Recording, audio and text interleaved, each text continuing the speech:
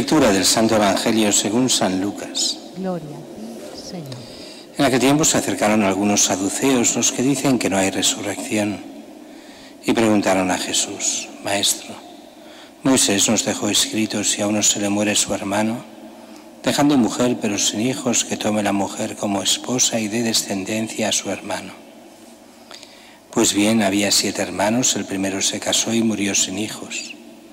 El segundo y el tercero se casaron con ella, y así los 7, y murieron todos sin dejar hijos.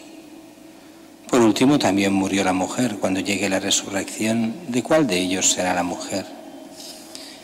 Porque los 7 la tuvieron como mujer. Jesús les dijo: en este mundo los hombres se casan y las mujeres toman esposo, pero los que sean juzgados dignos de tomar parte en el mundo futuro y en la resurrección de entre los muertos, no se casarán, ni ellas serán dadas en matrimonio. Pues ya no pueden morir, ya que son como ángeles y son hijos de Dios, porque son hijos de la resurrección.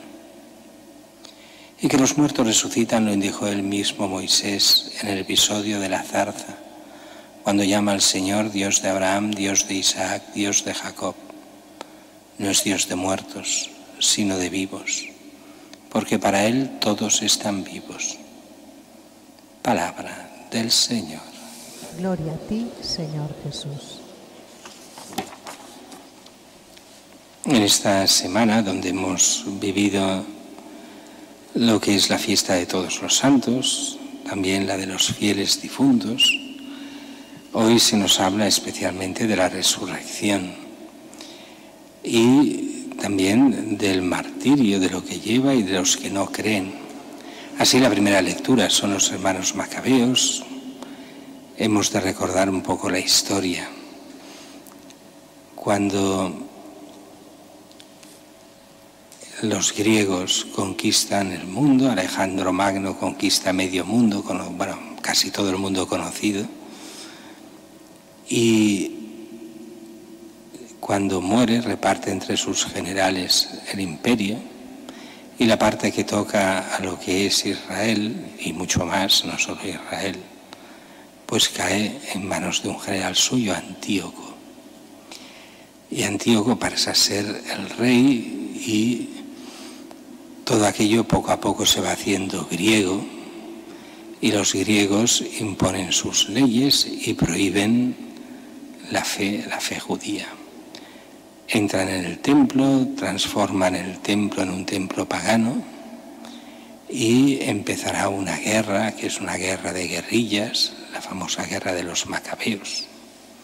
Y estamos en medio de toda esta historia de la resistencia judía, y cómo van matando a los judíos que se mantienen fieles. Y hoy hay esta muerte de la madre con sus hijos, y van matando uno a uno, y les van prometiendo, diríamos hoy, el oro y el moro, para que renieguen de su fe, y todos son testigos de la fe y mueren por Dios mismo, por no ir contra la fe. En el fondo, si os fijáis bien, es lo mismo que pasará en el Evangelio y lo mismo que pasa hoy. La no creencia. Los griegos no creían en la resurrección, no creían en la vida eterna. Esa resurrección en la cual no creían tampoco en el Evangelio, hoy los saduceos. Y si vamos por la calle y preguntamos a la gente, también nos dirán lo mismo. Nos hemos de preocupar del mundo de aquí. El mundo de después, bueno, quién sabe si existe algo. Seguramente no existe nada. Eso es la mentalidad común y, por desgracia, la tentación también de algunos cristianos. Y si la fe nos enseña bien y que hay después de esta vida cielo, purgatorio e infierno, es difícil encontrar gente, sobre todo curas, que lo prediquen. Y sabemos muy bien que el día de todos los santos predicábamos: el cielo es donde están los santos. Les falta todavía la resurrección de la carne. Sabemos bien que al final de los tiempos resucitarán en cuerpo y alma. El hombre perfecto, la mujer perfecta, el no lo es sin su cuerpo, ¿de acuerdo? Que será un cuerpo el nuestro, pero un cuerpo glorioso, un cuerpo al servicio del alma, no como ahora aquí en la tierra, que es un alma al servicio del cuerpo y le hemos, con todas sus necesidades, donde hemos de dormir si no aguantamos, y hemos de comer y tantas otras cosas, y hemos de pensar y trabajar y lo que haga falta. Bien, el cielo, pero sabemos también del purgatorio, lo celebrábamos el día 2, el día de los fieles difuntos. Rezábamos por nuestros difuntos, los que no están en el cielo, porque por ellos no hace falta rezar, los que ya están en el cielo, sino los que están en el purgatorio. Pero también sabemos que hay muchos que están en el infierno, pero no hacemos ningún día por ellos, porque rezar por los que están en el infierno no sirve para nada, no pueden convertirse y no podemos celebrar eso, porque eso es la derrota del hombre. Y eso nos lo recuerda incluso la primera lectura, cuando a los que martirizan a los niños le dicen: pero vosotros, tú, no resucitarás para la vida. Nos lo dice muy bien el libro del Apocalipsis. Aquellos, todos resucitaremos, pero unos para la vida y otros para la muerte eterna. Es la condena eterna de aquellos que pasan de Dios, pasan de la fe, pasan del bien, y el bien supremo es Dios mismo. Y aquí vemos estos mártires del Antiguo Testamento, estos niños macabeos. Pero mártires los hay todos los siglos. Bueno, y en este momento en tantos sitios continúan también los mártires. En España sabéis muy bien que el gran siglo de los mártires fue el siglo pasado. Sobre todo los mártires de los años 30, de una forma especial. Esos mártires por la fe, que murieron por ser creyentes, simplemente por eso, por su fe, tantos y tantos murieron, tantos obispos, tantos sacerdotes, muchísimos, y muchísimos laicos, otros que se salvaron, pero muchos que murieron, algunos que se salvaron también por la misericordia de otros a los cuales les ordenaron matar, pero que todavía tenían conciencia y salvaron a algunos. El Evangelio de hoy nos habla de los saduceos, otros que no creen en la resurrección. Los judíos en época de Jesús se dividían en varias sectas, no sectas en el sentido actual de la palabra sectas, sino en el sentido clásico, secciones, unos que piensan de una forma, otros de otra, todos judíos. Y dos de estas sectas, entre comillas, eran saduceos y fariseos. Los fariseos tenían la fe del pueblo de Israel bien. Otra cosa es que después ellos, algunos, fueran falsos, que algunos fueran hipócritas, pero el fariseo era el que tenía la fe ortodoxa, la fe correcta. Y los fariseos eran aquellos que no creían en muchas cosas. Y eso, que lo peor es que la mayoría eran los sacerdotes. Tanto es así que es muy curioso los Hechos de los Apóstoles, cuando empiezan a hablar de las primeras conversiones al cristianismo. Y dicen, incluso algunos sacerdotes se convertían, como diciendo, qué difícil que un sacerdote se convierta. Pues sí, también, aunque son los del Antiguo Testamento, pero también. Y los saduceos no creían en la resurrección, solo creían en los 5 primeros libros de la Biblia, el Pentateuco. Y la resurrección, aunque ya allí se ve, pero veladamente, donde se ve mucho más claramente es con los profetas. Y allí sí, con los profetas se ve mucho mejor la resurrección en el Antiguo Testamento. Así que estos saduceos quieren poner como una trampa a Jesús, como burlándose de él. ¿Tú nos hablas de resurrección? Pues mira, te pongamos un ejemplo.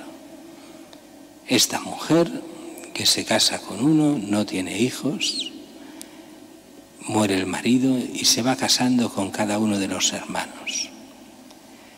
Eso era la ley del levirato, esa ley antiquísima que ya venía incluso de antes de Moisés. Y ninguno ha tenido hijos. En la resurrección, ¿de quién será esta mujer? Como diciendo, todo eso de la resurrección es una patraña. Lo mismo que dice el mundo actual. Y Jesús responde bien. Mirad, no habéis entendido nada, les viene a decir. En la resurrección seréis como ángeles, no ángeles, sino como ángeles. De allí el error de tantos protestantes y tantas películas protestantes donde los difuntos son ángeles. Aquella película más que famosa, Qué bello es vivir, donde el ángel es un difunto que espera pasar a ser ángel de primera y que le den las alas. Bueno, tonterías de interpretaciones falsas del Evangelio.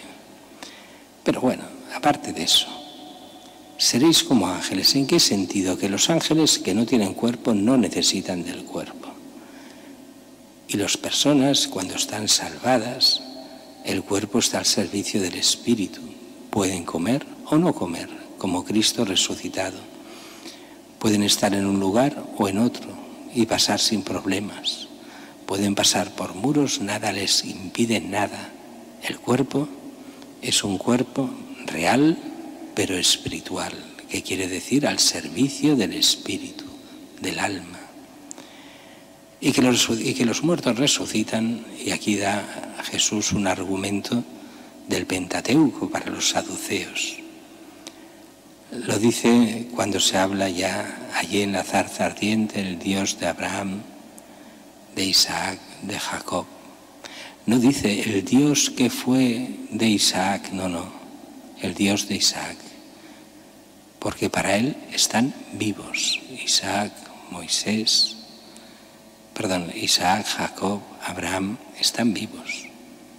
Están vivos en Dios, en Cristo diríamos nosotros, pero en Dios mismo lo están. Y habrá la resurrección de los muertos. Como es lógico, no convence a los saduceos, pero nos ha de convencer a nosotros, porque somos los que seguimos a Cristo y Cristo nos lo enseña. Pero sí es verdad que Cristo enseña la salvación y la vida eterna. Él también muchas veces, más de 50 veces en el Evangelio, nos habla de la condenación. Y por eso los cristianos hemos de estar, y los no cristianos, muy atentos. ¿Cuántas veces nos dirá, y llegará el juicio, y querréis entrar y no podréis? Y os diré, lejos de mí vosotros que hacéis el mal. Y aquí viene el gran problema de mucha gente. Yo el mal, si yo soy muy bueno, yo no hago el mal, yo no robo ni mato, yo soy muy buena persona. Y Dios no existe. Es aquello que me he encontrado con tanta gente que dice, Dios no existe.